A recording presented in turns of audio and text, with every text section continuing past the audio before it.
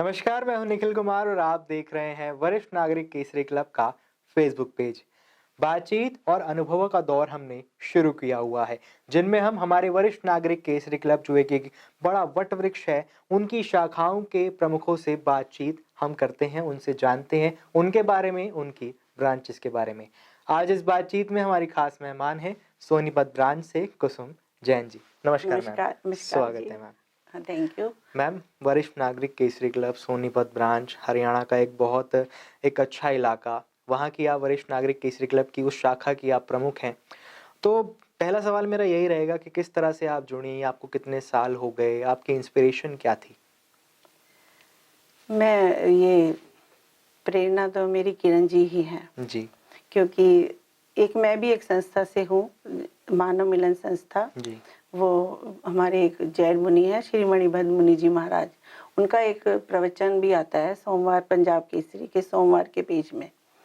तो उनका हमारा संस्था का अधिवेशन था, वार्षिक अधिवेशन, यहाँ इधर पंजाबी बाग दिल्ली में ही। जी, तो वहाँ किरण जी को हमने as a chief guest invite किया था, चीफ गेस्ट के रूप में। तो हम दोनों का, जैसे मैं भी प्रेसिडेंट हूँ मानव मिलन संस्था की और वो चीफ गेस्ट थे, तो हम हमारा दोनों का साथ में मंच पे बैठना हुआ और मैं बहुत प्रभावित हुई इनके इनके जैसे थोड़ा सी जानकारी तो पहले कभी ना मिली थी, मैं ना इनको कभी देखा था। तो बड़ा अच्छा लगा इनसे मिलकर, साथ में ही बैठे थे तो आपस में थोड़ी बहुत बातचीत भी हुई। लेकिन जब फिर इन्होंने एज ए चीफ गेस्ट मंच से बोलना शुरू किया, तो मैं जो जो इन्होंने बोला, एक एक शब्द आज भी मुझे याद आते हैं। वो शब्द कैसे इन्होंने अपने वरिष्ठ नागरिक केसरी क्लब का इंट्रोडक्शन दिया और उस दिन शायद उस दिन छोटे बच्चों के लिए भी कहीं काम करने, उन्हें वहाँ भी जी, उनको मतलब प्रोत्साहित करने जाना था। तो मेरे मन में बड़े सवाल जागृत हुए कि क्यों ना मैं भी इस क्लब से जुड़ूं। मुझे बहुत अच्छा लगा ये सब उनका काम करना, लेकिन हिम्मत नहीं हुई। क्यों? क्योंकि एक आप पर्सनैलिटी को कभी मिले नहीं, कोई जानकारी नहीं और इतनी बड़ी पर्सनैलिटी और मैं तो मेरी मैं हिम्मत नहीं जुटा पाई कि किरण जी मैं भी आपकी तरह काम कर सकती हूँ जी, क्या? हाँ जी। तो लेकिन कहते हैं ना, जहाँ वो चाह है चाह है वहाँ वहाँ राह राह अपने है। आप मिलती चली जाती है। तो ऐसा ही हुआ। तो और भी मेंबर्स हमारी पूरे भारतवर्ष से आए हुए थे मानव मिलन संस्था के।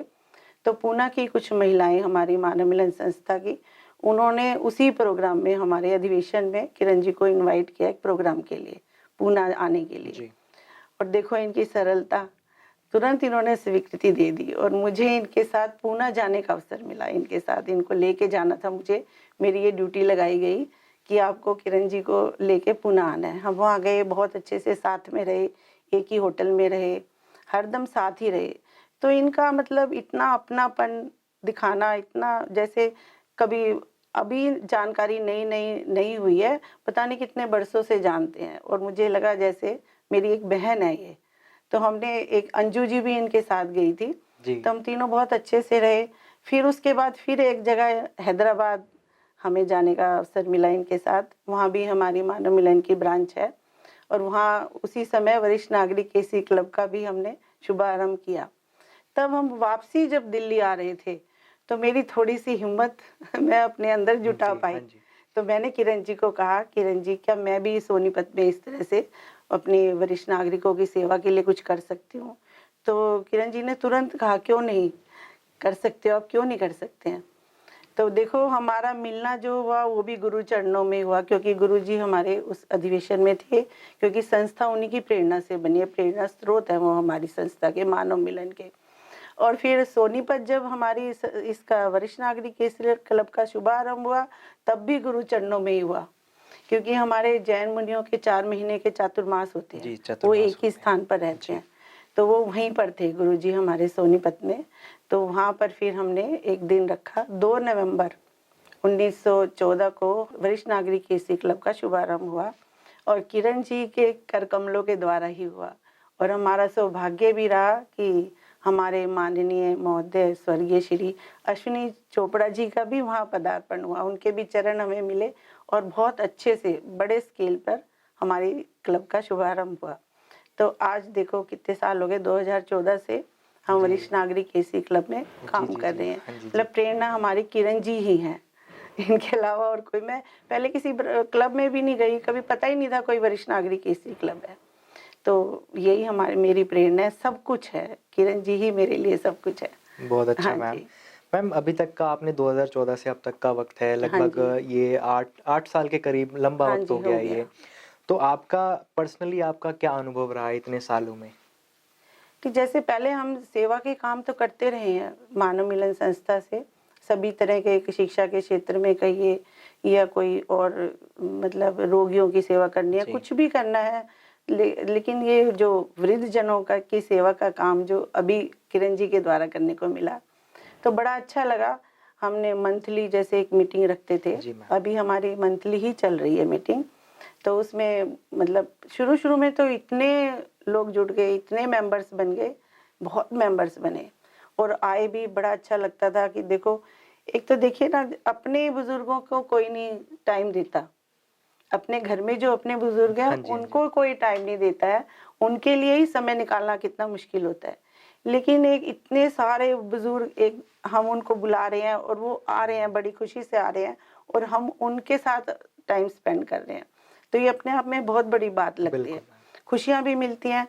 लेकिन एक बात और मैं कहना चाहूँगी, पता नहीं शायद सही कहूँगी या नहीं, कि खुशियाँ ली जाती हैं, मिलती नहीं हैं। अब हम किसी भी संस्था से या क्लब से जुड़ते हैं और उसमें हम सेवा करने आए हैं, अगर हम अपना मन से, जी जान से अगर उसमें लगते हैं, तो हमें वो काम करने में खुशी मिलेगी। जी मैम। और यदि हम सोचते हैं भाई क्लब है, खोल लिया है और इसमें काम तो करना ही है, अब इसको चलाना ही है, तो हमको कोई खुशी नहीं मिलेगी। भाग लेना बहुत हाँ, ज़रूरी है। भाग लेना उसमें बहुत ज़रूरी है, भई कुछ करके दिखाना भी पड़ेगा। तो वो जहाँ पड़ेगा शब्द आ जाता है तो खुशी कहाँ से मिलेगी? जी मैम। वो तो एक वो हो गया ना, भई हमें करना ही है, तो खुशियाँ ली जाती हैं। तो हम बड़े, हमारे और भी मेंबर्स हैं इसमें, जो मेरे मानव मिलन के ही सब मेंबर्स हैं, जो इसमें मेरे साथ जुड़े हुए हैं। मेरे कदम के साथ कदम मिला के काम करते हैं। वो सब भी उसमें सब आते हैं उस दिन, जिस दिन मीटिंग होती है, वरिष्ठ नागरिक केसरी हाँ जी, क्लब हाँ की, जी। उनको भी अच्छा लगता है। तो सब मिलके उनकी मतलब 1 घंटे की मीटिंग होती है, उसमें वो आते हैं, उनकी अटेंडेंस भी लेते हैं। हम जैसे छोटे बच्चों हाँ की जी, जी अटेंडेंस मैम। लेते हैं और बड़े खुश होके कहते हैं, "यस मैडम।" तो ऐसे लगता है छोटे-छोटे बच्चे बैठे हैं हमारे हाँ, सामने। मैम बहुत मज़ेदार आपका अनुभव लगा हाँ। था। तो इन कोई ऐसी मेमोरी जो आपको आप हमेशा याद करती हैं तो एक मुस्कुराहट भी आती है, नहीं, खुशी भी हाँ, होती है? है, वैसे तो मेमोरीज़ बहुत हैं। जैसे कभी-कभी हम कहते हैं भई कोई गीत सुनाओ, किसी को गीत आता हाँ है जी, तो जी, जी। कोई कविता सुनाओ, या कोई और जैसे कुछ लेडीज़ आती हैं वो अपने भजन भी सुना देती हैं, तो हम किसी को मना नहीं करते। जो जिसमें कला है अपनी दिखाओ, जो कुछ करना चाहते हैं करो।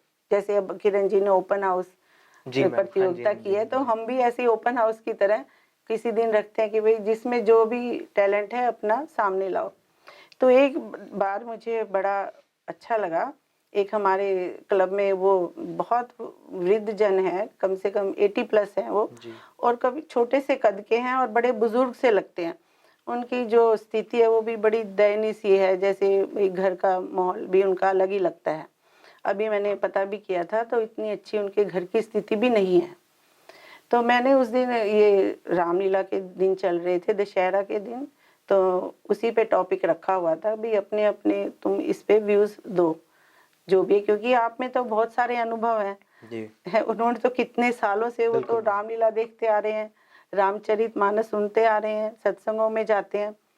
तो एक उस बुजुर्ग ने बहुत अच्छा आर्टिकल लिखा, वहीं बैठे-बैठे, और एक कविता भी लिखी। वो कविता मुझे याद नहीं है, पर बहुत अच्छी लगी। और फिर मैंने कहा आप पढ़ के सुनाइए आप सबको।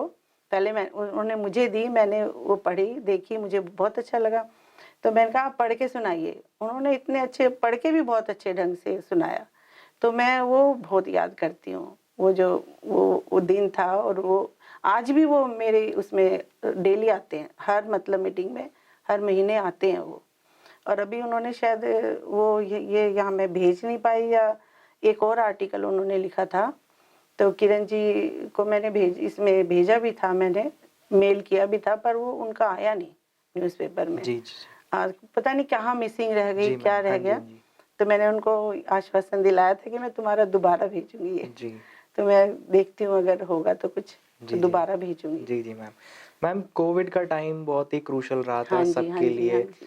तो आपने और आपकी फैमिली ने किस तरह से सोशल रिस्पॉन्सिबिलिटी कोविड के टाइम पे निभाई? कुछ इस तरह से आपने कार्य किए हों? जैसे जैसे सोशल ये इसमें कोरोना के टाइम में वैसे जी तो सभी बहुत दुखी भी रहे हैं। बिल्कुल मैम, हाँ, क्योंकि परिस्थिति ऐसी थी, कोई कारोबार नहीं थे, सबके बिल्कुल। बिजनेस भी वैसे हो कहीं न गए कहीं थे। मानसिक कहीं तनाव ना हुआ कहीं था। मानसिक तनाव तो था ही, था।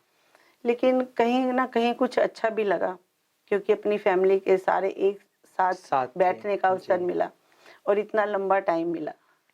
तो मेरे को बड़ा अच्छा लगता है, मतलब हंसी भी आती है, खुशी भी मिलती है। जो बेटा है मेरा, वो काम तो था नहीं, फैक्ट्री में जाना नहीं था, तो जो जिसने कभी गिलास भी पानी का लेके नहीं लिया ना, वो किचन तक आ गया। हाँ, मम्मी आज ये बनाते हैं। वो हाँ। मोनिका है मेरी बेटी बहू, उसको मोनिका आज ये बनाते हैं। और नेट नेट तो आजकल ऐसा है, उसने जी। सब शेफ बना दिए। जी, जी, जी, परिवार साथ हाँ, में आए थे। परिवार साथ में आ गया, बड़ा अच्छा लगा। भी बच्चे देखो बना बना के खिला रहे हैं, हाँ जी, हाँ तो जी। वो भी अच्छा लगा। लेकिन जो परिस्थिति थी, जो समय था, वो तो सही नहीं था। जी।